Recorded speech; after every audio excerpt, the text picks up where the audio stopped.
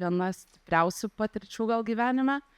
Ir to, žinojau, kad gal ašarėlė išriedės, bet supratau, kadangi aš užaugau be tėčio ir aš kažkaip savyje kartojau, žinau, ką jis sako ir girdžiu tos žodžius ir iš pradžių laikiausi ir kai mano terapeutas sakydavo, reikia toks pulinukas ir bet jį praduri ir reikia išleisti. Tai aš atrodo tą pulinuką per šitas 3-4 minutės kokius 4 kartus praleidau, nes supratau, kad dabar jisai savo galvoj sako tuos žodžius, kurių aš galbūt niekada nejaučiau, nei girdėjau iš tėčio.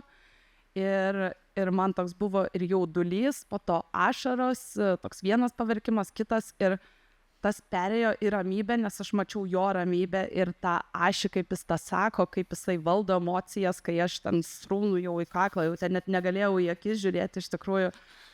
Ir man tokia ramybė užplūdo, kad jis gali būti stiprus už mus abu ir yra stiprus ir kad tikrai manim mylės ir rūpinsis ir aš tiesiog pajaučiu tokią ramybę ir galą nušvitimą ir jau net, kaip prieš tai sakė, kad ta šypsena pati pradėjo kilti.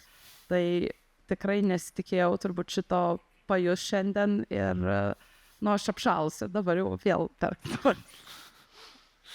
Ačiū tau,